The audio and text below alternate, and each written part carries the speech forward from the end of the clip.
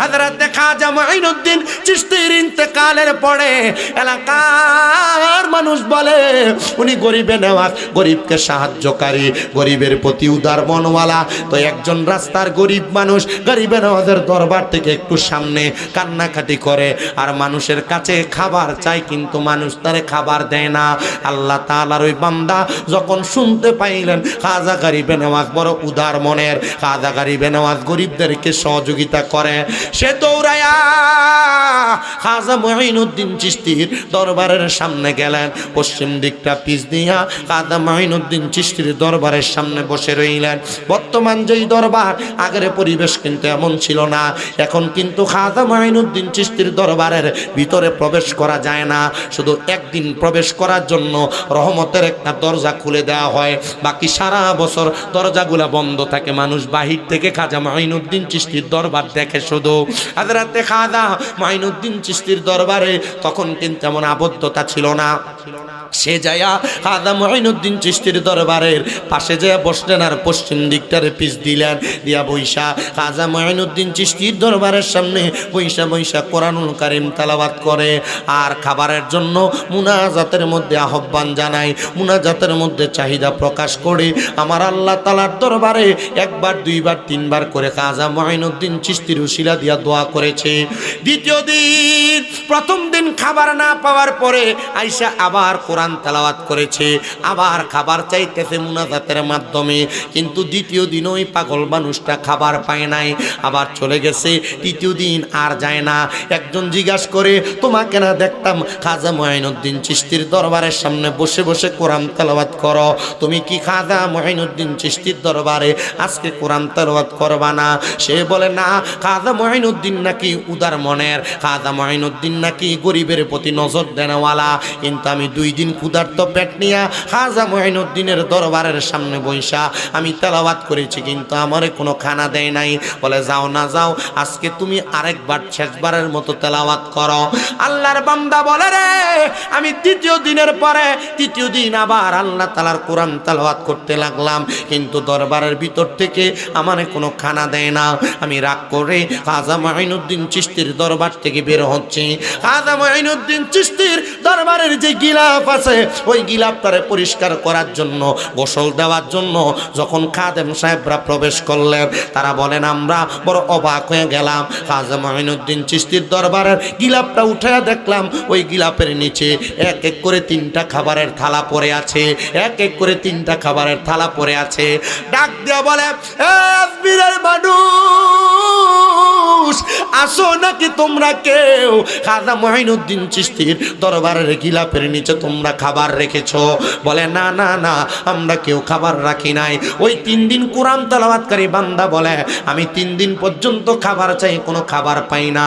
আমি যখন সেখানে সামনে যা দাঁড়াইলাম, 3টা খাবারের থাল আমি দেখলাম।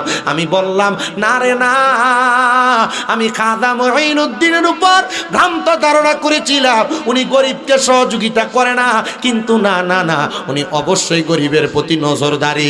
আমি 3 দিন কোরআন তেলাওয়াত করেছি বিদায় খাজা মুঈনুদ্দিন ওনার দরবারের গিলাফের নিচে উনি সুন্দর করে আমার জন্য খাবার রেখেছেন, কিন্তু আমি অন্ধ মানুষ, তরিকতের ধারণা আমার ভিতরে নাই বিদায় আমি খাজা গরিবে নওয়াজের কাছ থেকে আমি আমার খাবারগুলা আহার করে নিতে পারি নাই। প্রিয় মুসলমান, আল্লাহর ওলিদের কারামতগুলা সত্য, আল্লাহর ওলিদের প্রত্যেকটা কর্ম সত্য, আল্লাহর ওলিদের প্রত্যেকটা কাজ সত্য। যদি আপনি মানেন তাহলে আপনার জন্য সত্য, যদি না মানেন, আপনার কেউ যদি গোলায়া খাওয়াইতে চায়, আপনি এটাকে সত্য মানতে পারেন না। বলে, হুজুর কেন কেন কেন? কারণ আল্লাহর ওলিদের বুজুর্গানের পাওয়ার যদি আপনার সিনা না লাগে, তাহলে আপনি হাজার চেষ্টা করে শত শত ওলির দরবারে যাইতে পারবেন, কিন্তু বেলায়েতের কোনো পাওয়ার, কোনো তাওয়াজ্জু আপনার সিনাতে আসবে না।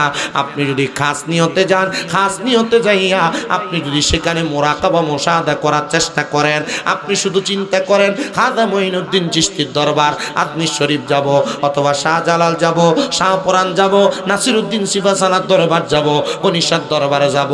যাইলেনি আল্লাহ আমার একটা ফুদ দেয়। আপনি এমন চিন্তা করে যাইয়েন না, আপনি শুধু যাইবেন আল্লাহর অলির দরবারে যায়া নফল ইবাদতের নিয়তে একটু ইবাদত করি।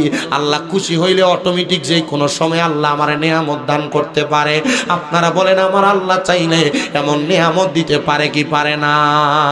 প্রিয় মুসলমানের দল, এ মোল্লা এলাকার বাবা, আমি ডাইরেক্ট আমার আলোচনার ধারাবাহিকতার মধ্যে চলে যাব। আপনারা যারা এই জান্নাতের বাগানে বসেছেন, আপনারা তো আল্লাহর বান্দা, রসুলে পাকের উম্মত। সামনেই মাঘে রমজান মাস আসতেছে। এই রমজান মাসটাকে আপনারা শুভারসুম জানাইবেন, স্বাগতম জানাইবেন। আল্লাহর নবী রাহমাতুল লিল আলামিন নবীর তিরমিজি শরীফের 3টা হাদিসের আলোকে আমি আমার বয়ানটা সামনের দিকে নিয়ে যাব। নবী আমার বলেন, উম্মত, দুনিয়ার জমিনের মধ্যে আল্লাহর কোন বান্দা যখন রমজান মাস আগমন করে, সে যেন রমজানটাকে স্বাগতম জানায়। নবীজি কেমন করে স্বাগতম জানাবো? অপর হাদিসে মুবারাকার মধ্যে নবী আমার জানায়া দেয়, সে যেন রমজান মাসটাকে জীবিত রাখে। হাদিসের বিশারদগণ মুহাদ্দিসিনে কেরাম ঘোষণা করেন, রমজান মাসকে জীবিত রাখে কিভাবে? এটা আমার নবী আমাদের মাধ্যমেই জানাচ্ছেন, হাদিসের রাবীদের মাধ্যমে জানাচ্ছেন।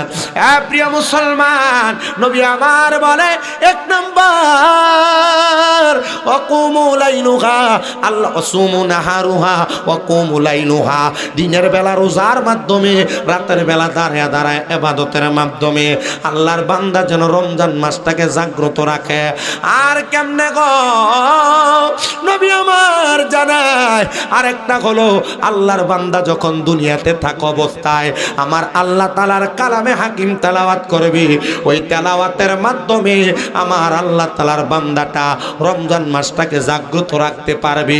কিন্তু এখানে অনেক মানুষ, শুধু মোল্লা গ্রামে না, শুধু নবীনগরে না, শুধু ব্রাহ্মণবাড়িয়াতে না, সারা বাংলাদেশে অনেক মানুষ দেখা যাবে যাদের দাড়িগুলো পেকে গেছে, যারা বৃদ্ধ বয়স হয়ে গেছে, 2, 3, 4, 5 সন্তানের বাবা।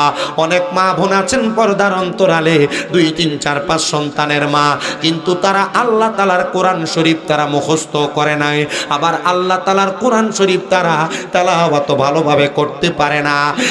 প্রিয় মুসলমান, শুনো, অন্তরের কান লাগে আর শুনো গো, যারা আল্লাহ তাআলার কোরআন তেলাওয়াত করতে পারে না, আর যাদের সন্তান কোরআন তেলাওয়াত করতে জানে না, তাদের ব্যাপারে কিন্তু আমার নবীজি করা একটা নির্দেশনা প্রদান করেছে। নবী আমার জানাই রে, দুনিয়ার জমিনে কোন মা বাবা যদি তাদের সন্তানকে আল্লাহ তাআলার কোরআনুল কারীম শিক্ষা না দেয়, তাহলে ময়দানে মাশরে ওই সন্তান যখন ফুলসিরাতের কিনারায় যাবে, সন্তানকে প্রশ্ন করা হবে, এ সন্তান, তুমি তো আল্লাহর বান্দা, তুমি তো আল্লাহর বান্দা হিসেবে কোরআন তেলাওয়াত জানার কথা। ফেরেশতারা শুধু বলবে কোরআনুল কারীমের তেলাওয়াত করো। বান্দা বলবে আমার মা আমারে কোরআন শিখায় নাই, বান্দা বলবে আমার বাবা আমারে কোরআন শিখায় নাই। মোল্লা গ্রামের আমার বাবা, যদি কোনো মা, যদি কোনো বাবা তাদের সন্তানকে কোরআন না শিখায়, ওই ফুলসিরাতের কিনারায় ওই সন্তানের মাকে ডাক দেওয়া হবে, সন্তানের বাবাকে ডাক দেওয়া হবে, আর বলা হবে, সন্তানের মা, সন্তানের বাবা, তোমরা কেন তোমাদের সন্তানকে কোরআন শিখাও নাই? সন্তান জন্ম দেওয়ার পর মৌলিক যে 5টা দায়িত্ব, এই 5টা দায়িত্বের সর্বশেষ দায়িত্ব হলো একজন মা বাবা তার সন্তানকে কোরআনুল কারীম শিক্ষা দিবে। সন্তানের বাবা বলবে, সন্তানের খাবার যোগান দিতে যাইয়া, পরিবার চালাইতে যাইয়া আমি আল্লাহ তাআলার কোরআন পড়তে পারি নাই, আবার আমার সন্তানকেও শিখাইতে পারি নাই। তখন বলা হবে সন্তানের বাবাকে, হাতগুলাকে ফুলসিরাতের এই পারে দাও আর পা গুলাকে ফুলসিরাতের ওই পারে দাও। সন্তানকে নির্দেশ করা হবে বাবার বুকের মধ্যে পা দিয়া সন্তান যেন ফুলসিরাত পার হয়। প্রিয় মুসলমান, আপনারা যারা আপনাদের সন্তানদেরকে কোরআন শিখান না, আপনার সন্তান কিন্তু ওই ফুলসিরাতের কিনারায় আপনি বাবার বুকের মধ্যে পা দিয়া ফুলসিরাত পার হবে। অনেকে চিন্তা করতেছেন আমার মা বাবা আমারে কোরআন শিখায় নাই, এটার কারণে আমার মা বাবা দোষী হয়ে যাবে।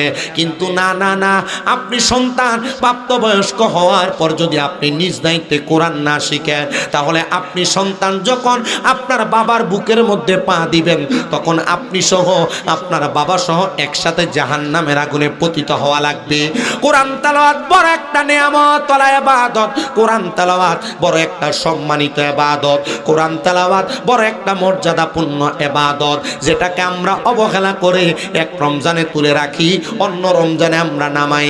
না না না, মুসলমান এমন কর্ম করা যাবে না। নবী আমার জানাই রে,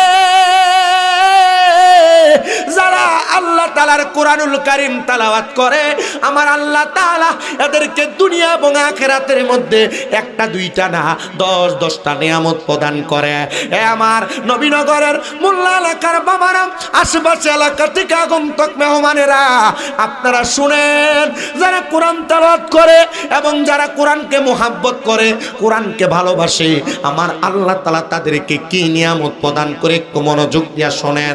আল্লাহ তাআলা ওই বান্দাগুলারে দুনিয়াতে 5টা নিয়ামত দেয় আর আখিরাতে 5টা নিয়ামত দান করে। নবীজি গো, আপনার কাছে জানতে চাই, আপনি নবী বলেন না আমার আল্লাহ তাআলা কোন 5টা নিয়ামত দুনিয়াতে দেয় আর কোন 5টা আখিরাতে দেয়?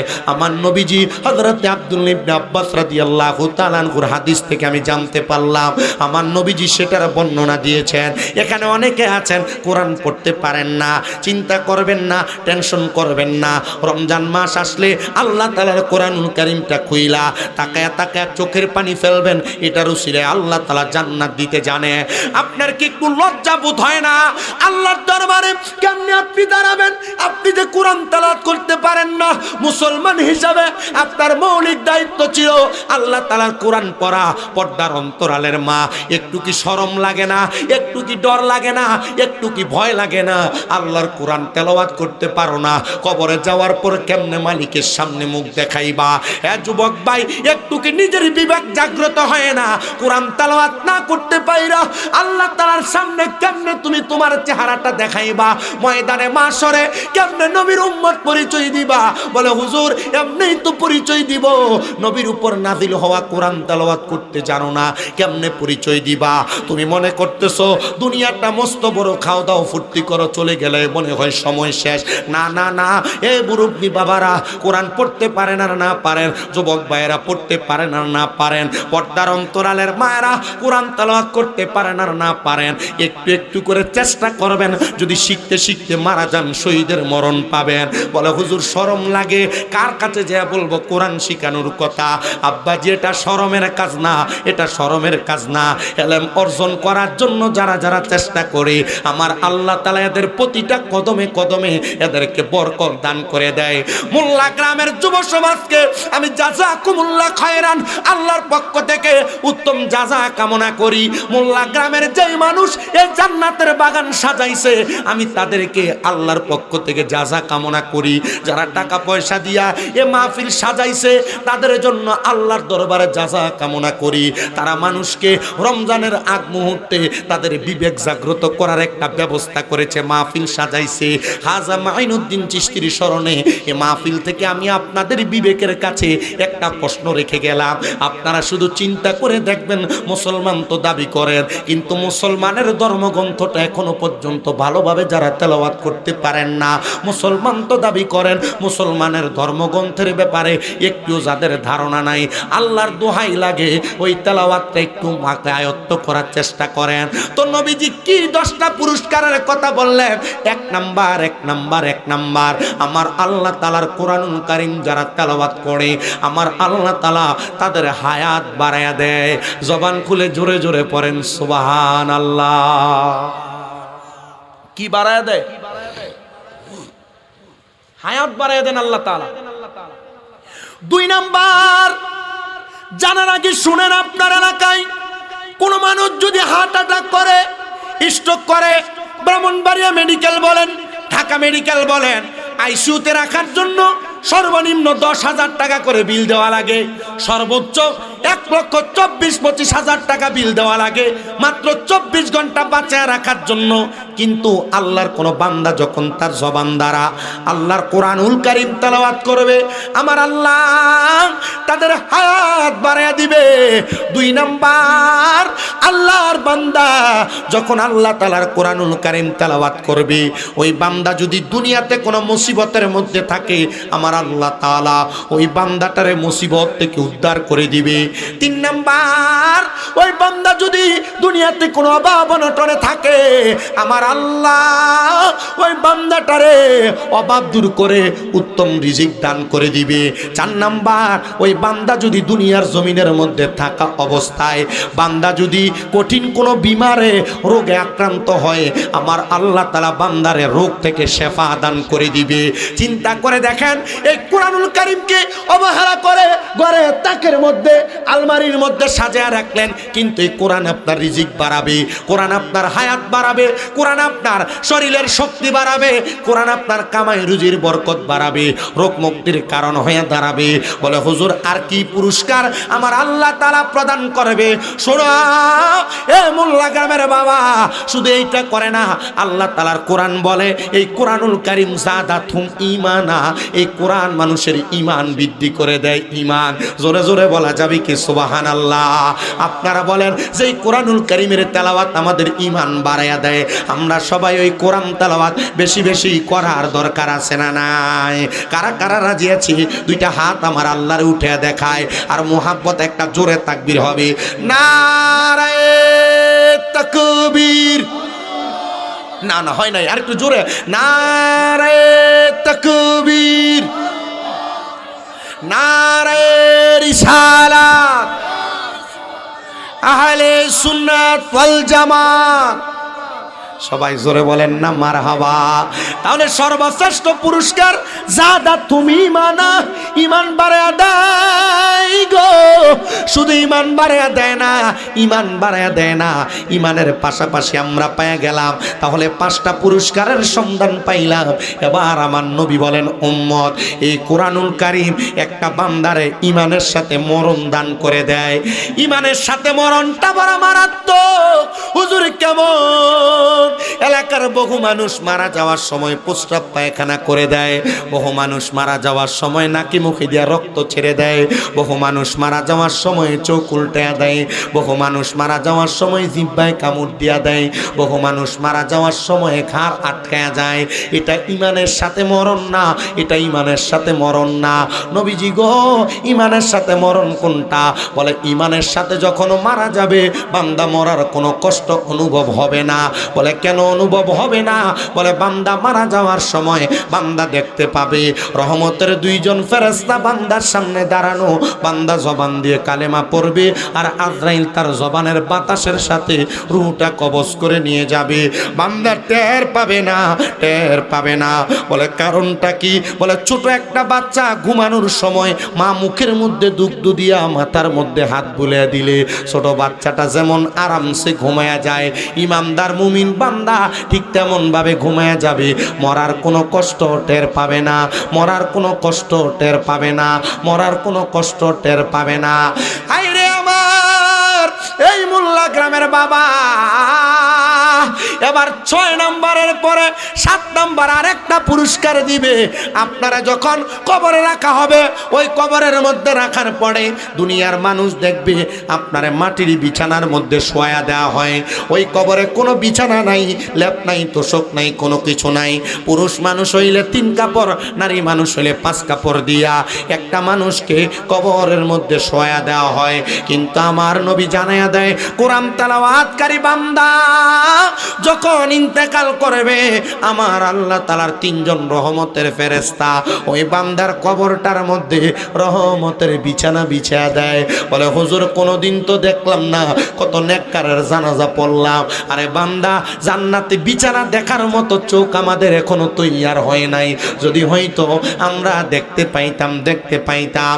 শুধু তাই নয় রে ওই বান্দার কবরে রাইকা মানুষ যখন মিনহা খলাকনাকুম ওয়া ফিহা বান্দার কবরে আইসা বড় অবাক হয়ে যায়। বলে কারণ কি? বলে বান্দার চেহারার মধ্যে এমন একটা নূর প্রজ্বলিত হয়, ওই নূর প্রজ্বলিত হওয়ার কারণে বান্দাটার কবরের মধ্যে ফেরেশতারা আইসা বান্দারে কোনো সওয়ালের জবাব চায় না। বলে কেন কেন কারণটা কি? বলে বান্দার চেহারার মধ্যে ওই বান্দা যে কোরআন তেলাওয়াতকারী আল্লাহ তাআলার কারি বান্দা ছিল, বান্দা যে আল্লাহর ইবাদতকারী মকবুল বান্দা ছিল, এই জন্য বান্দার কপাল সাক্ষী দিবে বিদায় বান্দাটার কাছে কোনো সওয়ালের জবাব চাইবে না। একমাত্র বান্দার কোরআনের নূরের কারণে, চেহারাতে কোরআনের নূর প্রজ্বলিত হওয়ার কারণে বান্দাটার কবরে কোনো সওয়াল জবাব করা হবে না। ৮ নাম্বার একটা পুরস্কার আমার আল্লাহ তাআলা একটা বান্দার কবরের মধ্যে দিবে। নবী গো কেমন করে দিবে? বলে ওই কবরের মধ্যে যাওয়ার পরে ৮ নাম্বার বান্দাটা যখন ওই কবরের মধ্যে বসবে, কবরের মধ্যে থাকবে, কবরের মধ্যে চলাফেরা করা অবস্থায় আমার আল্লাহ তাআলা ওই বান্দার জন্য হাসরের ময়দানটারে লাওয়ায়ে হামদের পতাকার নিচে কোরআন তেলাওয়াতকারী বান্দাটারে জায়গা করে দিবে। লাওয়ায়ে হামদের পতাকা বড় সম্মানিত পতাকা, বড় মর্যাদাপূর্ণ পতাকা, ওই পতাকার নিচে আল্লাহর বান্দাটারে আল্লাহ জায়গা করে দিবে। আর ৯ নাম্বার পুরস্কার রে ওইটা বড় সুন্দর, যেই ফুলসেরাত বাবার বুকে পাড়া দিয়া কোরআন তেলাওয়াত না করা বান্দা পার হওয়ার কথা, আর যারা কোরআন তেলাওয়াত করবে ওই বান্দাটা ফুলসেরাতের পারে যায় ভয়ে কান্না করে দিবে। আমার আল্লাহর ফেরেশতারা বলবে, এ কোরআন তেলাওয়াতকারী কারি বান্দা, তুমি তো এখন কান্না করার কথা না, তুমি তো ফুলসেরাত চোখের বিজলির নেই পার হওয়ার কথা। বলে কেমনে পার হব? একটাবার বলেন না। ফেরেশতারা পথ বাতলে দিবে, বলে তুমি চক্ষু বন্ধ করো, বিসমিল্লাহ বলে ডান পাটা তুমি ফুলসেরাতের উপরে রাখো, আর একবার আলহামদুলিল্লাহ বলে তোমার চোখটা খোলো। বান্দা বিসমিল্লাহ বলে ডান পাটা ফুলসেরাতের উপরে রাখবে, আর আলহামদুলিল্লাহ বলে বান্দা যখন চোখটা খুলবে বান্দা দেখবে ফুলসেরাতটা পার হয়ে গেছে। এত মারাত্মক ফুলসেরাতটা পার হওয়া বড় কঠিন, বড় কঠিন, বড় কঠিন। বলে হুজুর কেমন কঠিন? কারণ আমার আল্লাহ তাআলা ওই ফুলসেরাতের পুলের নিচে হাবিয়া নামক দোজক রাখছে, এটার ডাইনে এটার বামে বাকি 6টা দোজক রাখছে। বান্দা ফুলসেরাত থেকে নিচে পড়তে দেরি জাহান্নামের আগুনে দাও দাও করে জ্বলতে বান্দার দেরি হবে না। কিন্তু আপনি যদি কোরআন তেলাওয়াতকারী হন, আপনি যদি কারি হন, আপনি যদি জবান দিয়ে আল্লাহর কোরআন তেলাওয়াত করেন, যদি কোরআনকে মোহাব্বত করেন, তাহলে আপনি বিজলির ন্যায় চোখের বালি পাতা মারার আগে ফুলসেরাতটা পার হয়ে যাবেন। 10 নম্বর পুরস্কারটা বড় নেয়ামতপূর্ণ পুরস্কার। ইয়া রাসূলুল্লাহ কেমন পুরস্কার আপনি বলেন না? নবী আমার জানায়া দেয়, জান্নাতের দরজার সামনে অসংখ্য ফেরেশতারা দাঁড়ায়া দাঁড়ায়া ওই কোরআন তেলাওয়াতকারী বান্দাকে আহলান ওয়া সাহালান মারহাবান মারহাবান দুয়ুফুর রহমান বলে বলে বান্দাটারে জান্নাতের দিকে আহ্বান করবি। এত আরাম, এত মর্যাদা রে আমার ব্রাহ্মণবাড়িয়া নবীনগরের মোল্লা গ্রামের বাবা, এ পদ্মার অন্তরালের মা, তোমরা যারা কোরআন পড়ো না ঘরের মধ্যে বরকত হয় না, রোগ বালা মুসিবত ছাড়ে না, জামাইর কামাই রুজিতে বড় বরকত নাই, সন্তানের পড়ালেখায় বরকত নাই। আরে হবে কেমনে? আগে তো আমার মা বোনেরা সকালবেলা গুনগুনে গুনগুনে কোরআন পড়তো, এখন তারা কোরআন পড়ে না, এখন শুধু তাদের নাকের ডাক শোনা যায়। আমি সবার কাছে করজোড়া আবদার জানাই, বেশি বেশি করে কোরআন তেলাওয়াত করবা। যে আজকের মাহফিলটা হযরতে খাজা মুঈনুদ্দিন চিশতি সানজিরি আজমিরি রাহমাতুল্লাহ আলাইহির স্মরণে ওনার দরবারে একজন কোরআন তেলাওয়াতকারী বান্দা কেমন নিয়ামত পাইছে আপনাদেরকে একটু শোনাই। এলাকার সব মানুষ বলে খাজার দরবার থেকে কোনো মানুষ খালি ফিরে না, সত্যি খালি ফিরে না, সত্যি খালি ফিরে না। আমার আল্লাহ তাআলা আমারে 2019 সাল থেকে 2021 সাল করোনার আগ পর্যন্ত আল্লাহ তাআলা আমারে এক এক করে অনেকবার খাজা গরিবে নওয়াজের দরবারে নিয়ে গেছেন। আমি হযরতে খাজা গরিবে নওয়াজের দরবারের পরিবেশ দেখেছি, বহু হিন্দুরা পর্যন্ত আইসা প্রত্যেকদিন কম বেশ মুসলমান হয়। এটা খাজা গরিবে নওয়াজের অফুরন্ত বরকতের একটা বরকত, খাজা গরিবে নওয়াজের অফুরন্ত কারামতের একটা কারামত। তো খাজা গরিবে নওয়াজ যখন ইন্তেকাল করলেন, ওনার একটা উপাধি হলো হলো গরিবে নওয়াজ, মানে গরিবকে সাহায্যকারী। খাজা গরিবে নওয়াজ ছিলেন গরিবের প্রতি একটু উদারী। খাজা মাইনুদ্দিন চিশতি ছিলেন গরিবের প্রতি একটু মোহাব্বত প্রদানকারী। হযরত খাজা মাইনুদ্দিন চিশতির ইন্তেকালের পরে এলাকার মানুষ বলে উনি গরিবে নওয়াজ, গরিবকে সাহায্যকারী, গরিবের প্রতি উদার মনওয়ালা। তো একজন রাস্তার গরিব মানুষ গরিবে নওয়াজের দরবার থেকে একটু সামনে কান্নাকাটি করে আর মানুষের কাছে খাবার চায়, কিন্তু মানুষ তারে খাবার দেয় না। আল্লাহ তাআলার ওই বান্দা যখন শুনতে পাইলেন খাজা গরিবে নওয়াজ বড় উদার মনের, খাজা গরিবে নওয়াজ গরিবদেরকে সহযোগিতা করে, সে দৌড়ায়া খাজা মুঈনুদ্দিন চিশতির দরবারের সামনে গেলেন। পশ্চিম দিকটা পিছ দিয়া খাজা মুঈনুদ্দিন চিশতির দরবারের সামনে বসে রইলেন। বর্তমান যেই দরবার, আগের পরিবেশ কিন্তু এমন ছিল না। এখন কিন্তু খাজা মুঈনুদ্দিন চিশতির দরবারের ভিতরে প্রবেশ করা যায় না, শুধু একদিন প্রবেশ করার জন্য রহমতের একটা দরজা খুলে দেওয়া হয়, বাকি সারা বছর দরজাগুলা বন্ধ থাকে। মানুষ বাহির থেকে খাজা মুঈনুদ্দিন চিশতির দরবার দেখে শুধু।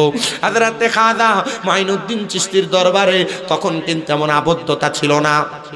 সে যায়া খাজা মুঈনুদ্দিন চিশতির দরবারের পাশে যেয়ে বসলেন আর পশ্চিম দিকটারে পিছ দিলেন দিয়া বৈশা খাজা মুঈনুদ্দিন চিশতির দরবারের সামনে বৈশা বৈশা কোরআনুল কারীম তেলাওয়াত করে আর খাবারের জন্য মুনাজাতের মধ্যে আহ্বান জানায়, মুনাজাতের মধ্যে চাহিদা প্রকাশ করে আমার আল্লাহ তাআলার দরবারে একবার, দুইবার, তিনবার করে খাজা মুঈনুদ্দিন চিশতির উসিলা দিয়া দোয়া করেছে। দ্বিতীয় দিন, প্রথম দিন খাবার না পাওয়ার পরে আয়েশা আবার কোরআন তেলাওয়াত করেছে, আবার খাবার চাইতেছে মুনাজাতের মাধ্যমে, কিন্তু দ্বিতীয় দিন ওই পাগল মানুষটা খাবার পায় নাই, আবার চলে গেছে। তৃতীয় দিন আর যায় না। একজন জিজ্ঞাসা করে, তোমাকে না দেখতাম খাজা মুঈনুদ্দিন চিশতির দরবারের সামনে বসে বসে কোরআন তেলাওয়াত করো, তুমি কি খাজা মুঈনুদ্দিন চিশতির দরবারে আজকে কোরআন তেলাওয়াত করবা না?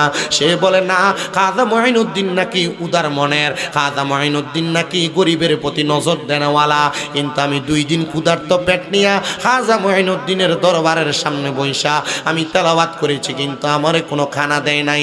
বলে, যাও না যাও, আজকে তুমি আরেকবার শেষবারের মতো তেলাওয়াত করো।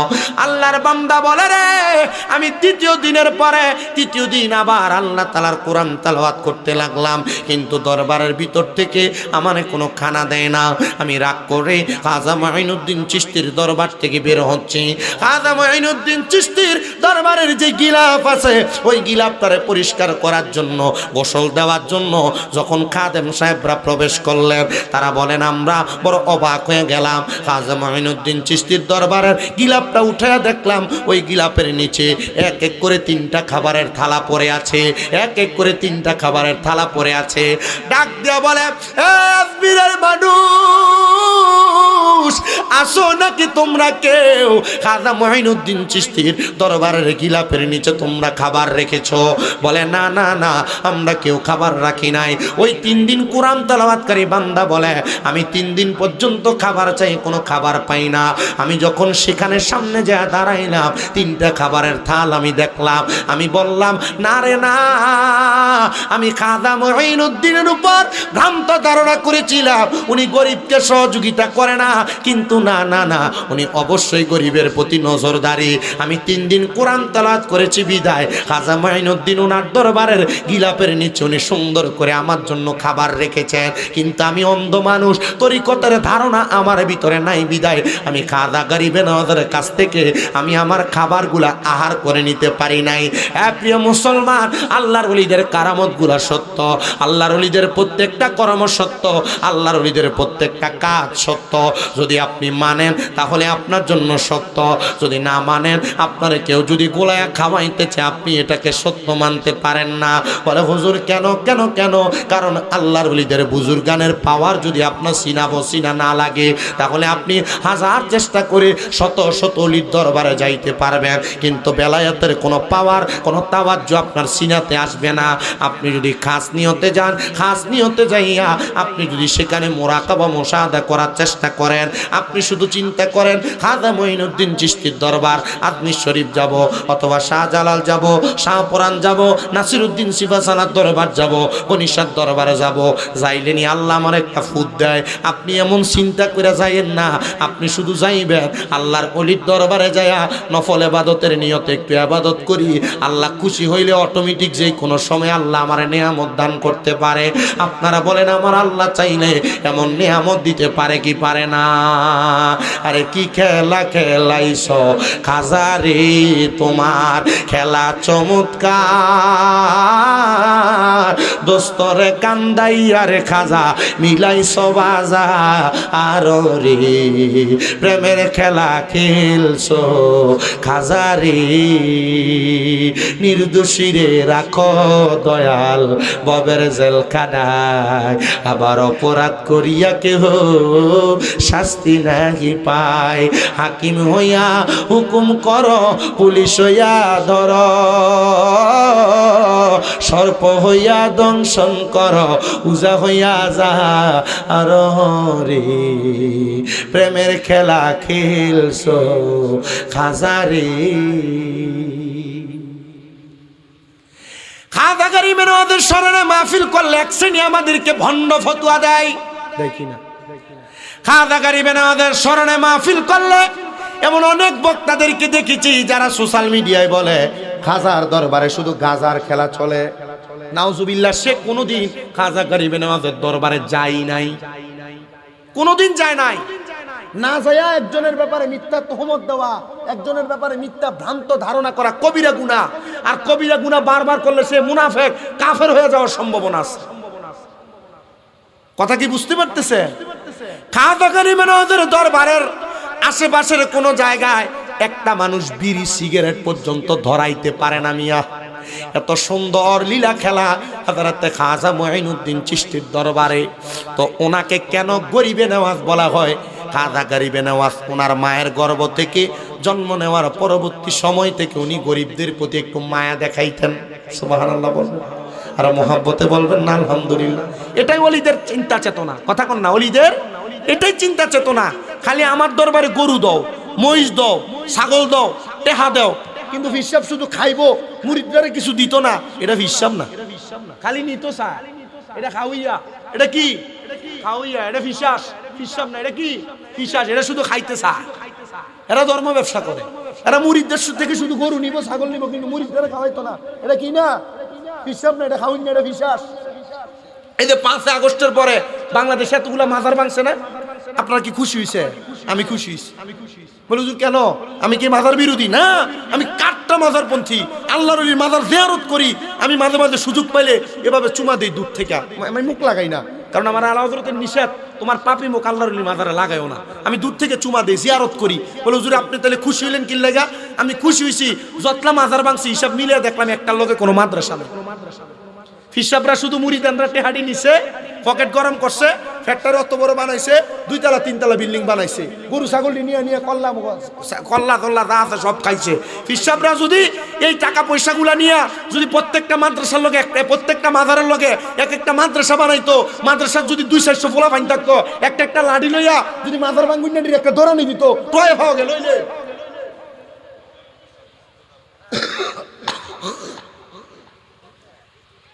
আপনারা কি কথা বুঝছেন? এজন্য যেই দরবারের লগে কোনো মাদ্রাসা নেই, এই মাজারে আর কোনো সময় টেহা দিবেন না। আপনার কাছে কষ্ট লাগতেছে? টেহা দিবেন কোন মাজারে? যে মাজারের লগে মাদ্রাসা আছে। টেহা দিবেন কোন ফিসাবের? যে ফিসাবের মাদ্রাসা আছে। আমি কি ফিরপুরি দিব হইতেছে? গরম শুনি মিয়া না, আমি তা কইলে বহুত ফিসাবের দরবারের মাহফিল আমার বন্ধ হয়ে যাবো। কি বো ফিসাবের দরবারে না দিলে মুরিদরা আমার দাওয়াত দিব। মারহাবা কয় না বেটা। ওই দিন এক জায়গার ভিতরে আমার মনে আছে 27 তারিখ মনে হয় জানুয়ারি মাসে এক জায়গায় ওয়াজ করছি, বহুত ফিসাব আছে, মুরিদান বেরিয়ে তুলে বই থাকে, ইটা ফিসাব তালাক দে ফিসাব না, নাউজুবিল্লাহ কর না। আমি এই জায়গাতে আমি কইছি যে ফিসাব আছে, মুরিদানে সিগারেট ধরে দে, ফিসাবে সিগারেট খায়। এটা কোন এলাকার ভিতরে লাগছে ফিডা এলাকা। আমার মেসেজ দিছে, হুজুর এ আল্লাহর রাস্তায় হুজুর এটার একটু ঘুরে গারে কোন রকম কর। আমি কইছি বেটা খোদার কসম, যে ফিসাব সিগারেট খায়, যেটা বেরিয়ে তুলে বই থাকে, এটা ফিসাব না বেটা, এ ফির তালাক দাও। কারণ শরীয়ত যার মাঝে নাই, বেরিয়ে তুলে বই থাকে, এটা ফিসাব হইতে পারে না। আপনি কি বুঝতেছেন না আব্বা? এটা কি হইতে পারে না? শরীয়ত তরক করে আর ফির হই কেমন? ভিডিওতে বসে থাকলে ভিডিও নি কথা কই না। প্রিয় মুসলমান গো, মুরব্বী বাবা, পর্দার অন্তরালের মা, আমি তোমাদের জন্য খাজা মঈনুদ্দিন চিশতির অল্প একটু ছোট ছোট করে কারগুজারি শোনাই। এই ভাইজান, ঠিক জাস্ট 9টায় হাবিবুর রহমান আশিক হিসাবে 9টায় যেন স্টেজে থাকে, ওই মাফি নিয়ে আসবেন। আমি যেন আমার কথাগুলা, আপনাকে আমার ওয়াজটা বুঝতেছেন? আমি যে কথাগুলো বলছি বুঝছেন? আমি ফালতু কথা বলে আমি আমার ওয়াজের সময় নষ্ট করি না। আমি আপনাদের এলাকায় আশেপাশে কয়েক জায়গায় যতবার আসছি অতবার পর্যন্ত আমি আমার ওয়াজগুলো ধারাবাহিকভাবে বলছি। যে কালীপুরা, এরপরে যে জাহাঙ্গীর সাহেব মারা গেছেন, আমি দোয়া করি এই লোকটার জন্য। লোকটা আমাকে খুব মহব্বত করতেন, খুব ভালোবাসতেন। এই যে কিনা এলাকাটার নাম, জাহাঙ্গীর সাহেবের যে এলাকা, হ্যাঁ দুসাতটা না, হ্যাঁ যশাতুয়া তো গেছি, জগন্নাথপুর না, ওইখানে আমার খুব, আমার লোকটা আমাকে খুব আদর করতো। ওনার একটা বোন হজ থেকে যে আসছে, আসার সময় আমার জন্য খেজুর টেজুর নিয়ে আসছে, খুব মহাব্বত করতো। ওনার এখানে যখন আসছি 2বার না 3বার, আমি তো 2-3বারের ভিতরে আমি অনেকগুলো বিষয় কথা বলে গেছি। এই যে কালীপুর আসছে, এই বিষয়গুলো কথা বলে গেছি। আপনারা যদি এই বিষয়গুলো না মানেন, তাহলে আপনি আপনার নিজের জীবনকে বরবাদ করবেন। আমার কোনো কিছু করার নাই। আমি আপনাদেরকে কথা বলছি, আপনারা শুনতেছেন। এখন যদি আর কয়েকটা বিষয় আপনাদেরকে কথা বলি, আপনারা কি শুনবেন? আর কয়েকটা বিষয় বললে শুনবেন ইনশাল্লাহ। তবে তার আগে একটু মহাব্বতে দুরূদ শরীফ পড়েন। আল্লাহুম্মা সাল্লি, জোরে দেনা মুহাম্মাদ নাবিয়ানা শাফিয়ানা মাওলানা মাদাল্লাহুম্মা সাল্লি আলা সাইয়্যিদিনা মুহাম্মাদ নাবিয়ানা শাফিয়ানা মাওলানা। আমরা সবাই হাজির হইলাম দয়াল নবীর মাহফিলে, হায়রে দয়া করে কবুল করেন নূর নবীজি আমরা রে।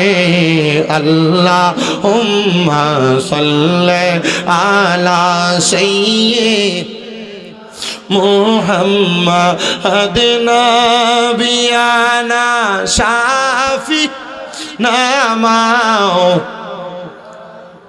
প্রিয় মোল্লা গ্রামের মানুষ, হযরতে খাজা মঈনুদ্দিন চিশতি সঞ্জির আজমিরির আব্বাজান হযরতে খাজা গিয়াসউদ্দিন রাহমাতুল্লাহ আলাইহি, উনি ছিলেন ওনার এলাকার একটা মসজিদের সম্মানিত ইমাম ও খাতিবে মুকাররম। খাজা গিয়াসউদ্দিন যখন ঈদের দিন আগমন করে, খাজা মঈনুদ্দিন বড় ছোট্ট মানুষ, বয়স বড় কম। উনি ওনার আম্মাজান এবং আব্বাজানের কাছে বারবার ফরিয়াদ জানায়, ওগো মা, ওগো আব্বাজান, আমাদের এলাকার ছোট ছোট যত বাচ্চা বাচ্চিরা আছে, এরা তো ঈদের সময় নতুন জামা পরার জন্য কেউ লাল জামা, কেউ সুন্দর সুন্দর জামা ক্রয় করেছে, কেউ ঘোড়া ক্রয় করেছে। যারা ঘোড়ার পিঠে চড়ে চড়ে ঈদের নামাজ আদায় করার জন্য যাবে। হযরতে খাজা গিয়াসউদ্দিনের স্ত্রী আর খাজা মঈনুদ্দিনের আম্মাজান ডাক দিয়া বলে, ওগো বাবাজান, আপনার কাছে ফরিয়াদ, আপনি কোনো চিন্তা করবেন না, আপনার বাবা খাজা গিয়াসউদ্দিন আপনার জন্য একটা নতুন জামার ব্যবস্থা করে দিবে। হায়রে মুসলমান, খাজা গিয়াসউদ্দিন গভীর রজনীতে বাড়ির মধ্যে প্রবেশ করেছে। ওনার স্ত্রী ডাক দিয়া বলে, স্বামী গো, আমার মঈনুদ্দিনের জন্য আপনি তো এখনো একটা নতুন জামা আনতে পারেন নাই। ওই এলাকার বাইতুল মাল থেকে খাজা গিয়াসউদ্দিনকে একটা কাপড়ের টুকরা প্রদান করা হলো, আর ওনার সন্তানের জন্য একটা কাপড়ের টুকরা প্রদান করা হলো। 2টা কাপড়ের টুকরা বানায়া একসাথে একটা জামা বানায়া খাজা মঈনুদ্দিনের জন্য নিয়ে গেলেন ওনার আব্বা খাজা গিয়াসউদ্দিন। নিয়ে সুন্দর জামা পরায়া ঈদের নামাজে রওনা করেছেন। খাজা গিয়াসউদ্দিন আর খাজা মঈনুদ্দিন যখন যায়, খাজা মঈনুদ্দিন লক্ষ্য করে দেখলেন চিরা পারা জামা কাপড় পরা ছোট একটা বাচ্চা রাস্তার কিনারার মধ্যে বসে বসে কান্না করে। খাজা মঈনুদ্দিন জিজ্ঞাসা করে, ওগো বাবাজান, আপনি কেন এই জায়গার মধ্যে এভাবে কান্না করেন? ছোট মানুষ, আপনার কান্না করার কারণ কি?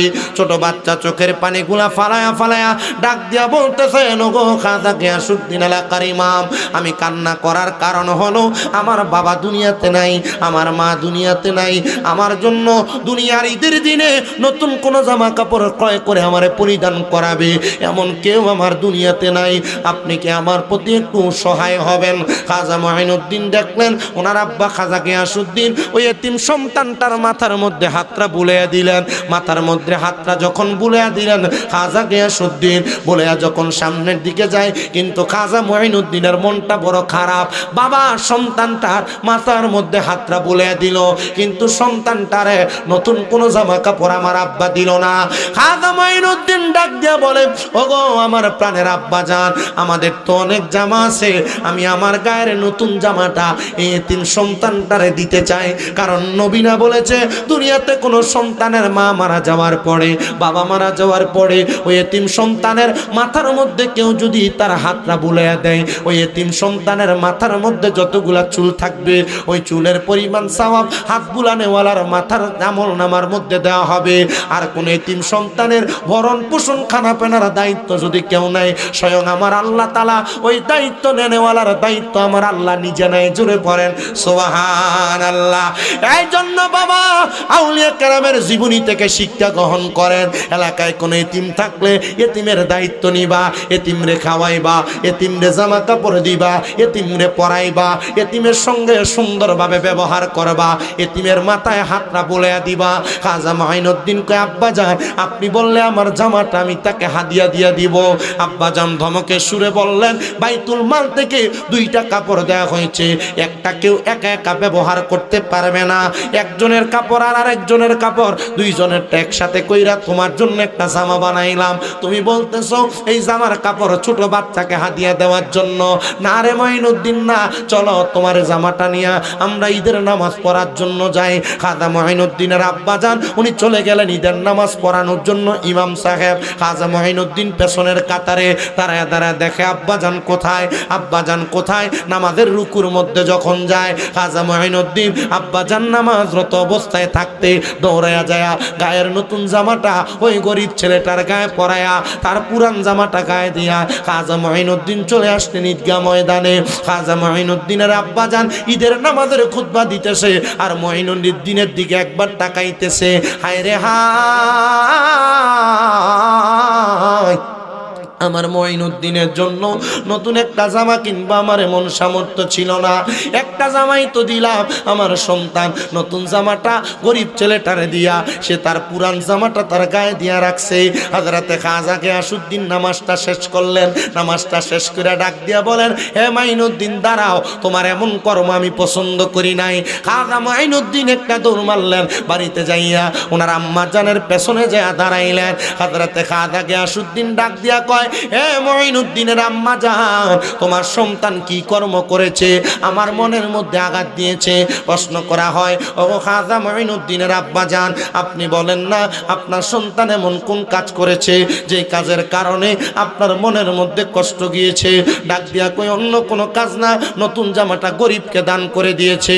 জিজ্ঞাসা করে, মা গো এই কথাটা আপনি বলেন না, আমি যে গরিব সন্তানকে আমার নতুন জামা দিয়েছি ভালো হয়েছে না খারাপ হয়েছে? মা বলে, অবশ্যই ভালো হয়েছে। মা গো মা, আমি কোনো গরিব এতিমের কষ্ট সহ্য করতে পারি না। খাজা মঈনুদ্দিনের মা কয়, ও খাজা মঈনুদ্দিনের আব্বা জান খাজা গিয়াসউদ্দিন, আজকে থেকে আমি মা আমার মঈনুদ্দিন রে গরিবে নেওয়াজ মানে গরিবের জন্য সাহায্যকারী, গরিবকে দেনেওয়ালা হিসেবে আমি তার উপাধি প্রদান করলাম। এরপর থেকে হযরতে খাজা মঈনুদ্দিন হাসান সঞ্জিরি আজমিরি চিশতির নামটা খাজা মঈনুদ্দিন গরিবে নেওয়াজ আগে যোগ হয়ে গেছে। কারণ তিনি গরিবের প্রতি সহায় করতেন, গরিবকে মায়া করতেন, গরিবকে দান করতেন। শুধু দান করতেন না, ওনার দানের নজরের কারণে গরিব দুঃখীরা ইসলামের ছায়াতলে আসছে। বিধর্মীদেরকে রহমতের নজর দেওয়ার কারণে বিধর্মীরা খাজা মঈনুদ্দিনের দরবারে আসছে। আমি আর একটা ছোট্ট কারগুজারি শোনাই খাজা মঈনুদ্দিন চিশতির ব্যাপারে। অল্প সময়ে শুনবেন আর মনোযোগ দিয়ে আলোচনাটা থেকে শিক্ষা নিবেন। 3 জন হিন্দু মহিলা খাজা গরিবে নওয়াজ যেই দেশের মধ্যে বসবাস করতেন, ওই দেশটার নাম কিন্তু স্বাভাবিক দেশ না ভারত, ওই দেশটা ইন্ডিয়া। আজমির শরীফে বড় কষ্টের জায়গা। বিমান থেকে নামার পর জয়পুর থেকে 2 ঘন্টা জার্নি করে গাড়ি থেকে তারপর মাইনুদ্দিন চিশতির দরবারে যাওয়া লাগে। হিন্দু মহিলা খবর পাইলেন মুসলমানের একজন সন্ন্যাসী, মুসলমানের একজন আবেদ বান্দা, উনি ওনার এলাকার মধ্যে উনি যখন কোনো সূরা পড়েন, কোনো কেরাত পড়েন অথবা ওনার জবান থেকে কোনো বাক্য ব্যবহার করে মানুষকে একটু মায়ার নজর দেয়, মানুষের কঠিন বিমার শেফা হয়ে যায়। জোরে জোরে বলেন না সুবহানাল্লাহ। ওই হিন্দু মহিলা ওনার স্বামী ক্যান্সারে আক্রান্ত, উনি বড় অবাক হয়ে গেলেন। আমার স্বামীর চিকিৎসা করানোর মতো অর্থ আমার কাছে নাই, আমি কি করব? অর্থ পাবো কোথায়? টাকা পাবো কোথায়? আমি এখন কোনো উপায় না পায়া মুসলমানদের সন্ন্যাসী, এক কথায় মুসলমানদের আবেদ, মুসলমানদের বলি হযরতে খাজা মঈনুদ্দিনের দরবারে রওনা করলাম। মহিলা ডাক দিয়া বলে, জগতের মানুষেরা, আমি যা দেখলাম হযরতে খাজা মঈনুদ্দিন চিশতি উনি ধ্যানের মধ্যে মগ্ন হইয়া রইলেন, ধ্যানের মধ্যে মগ্ন হইয়া রইলেন। মুসলমান ইমামদার খাজা মঈনুদ্দিন চিশতির দরবারের পাশে একটা বড় পাহাড় আছে, যে পাহাড়ের নাম তারা পাহাড় বলে। ওই তারা পাহাড়ের উপরে খাজা মঈনুদ্দিন চিশতি ধ্যান করতেন, মগ্ন হইয়া থাকতেন, আল্লাহর কাছে আধ্যাত্মিকতার প্রকাশ চাইতেন। আমার আল্লাহ তাআলা মঈনুদ্দিনের ধ্যান মগ্নগুলা কবুল করতেন। ওনার ক্যান্সারের রোগ হওয়ার কারণে ওনার স্বামীকে নিয়ে উনি ওই তারা পাহাড়ে আগমন করলেন। আগমন কইরা খাজা গরিবে নওয়াজের জন্য অপেক্ষা করে। মহিলা বলে, 1 দিন গেল, 2 দিন গেল, 3 দিন গেল, 4 দিন গেল, 7 দিন একটানা খাজা গরিবে নওয়াজ ওনার ধ্যান ভাঙ্গেন না, উনি ওনার ধ্যানের মধ্যে অবনত হয়ে আছেন। আমি চিন্তা করলাম কার কাছে আসলাম, ওনার কাছে আসার পরে উনি তো আমার একটু গুরুত্বই দিচ্ছে না, আমি কেমনে গো আমার স্বামীরে ক্ষমা করাবো অথবা অসুস্থতা দূর করাবো? উনি আমার জন্য কি দোয়া করবেন? এবার এমন টাইমে 7 দিনের দিন মহিলাটা ওই তারা পাহাড় থেকে নেমে নেমে চলে যাবে। সামনে দেখতেছে একজন বুজুর্গ মানুষ, লম্বা পাঞ্জাবি পরা, হাঁটতে হাঁটতে সামনের দিকে যায়। জিজ্ঞাসা করে, ওগো হুজুর, আপনিও মুসলমান, মঈনুদ্দিনও মুসলমান, আপনি কি পারবেন আমার স্বামীকে এমন কোন রুহানি চিকিৎসা দিতে? কি চিকিৎসা? জোরে কোন না? এটা মনে হয় ঢাকা মেডিকেল গেলে পাওয়া যায়। এটা মনে হয় যে আপনাদের নবীনগর রসুল্লাবাদের কোনো ডাক্তার দোকানে পাওয়া যায়। এই রুহানি চিকিৎসা পাওয়া যায় কোন জায়গায়?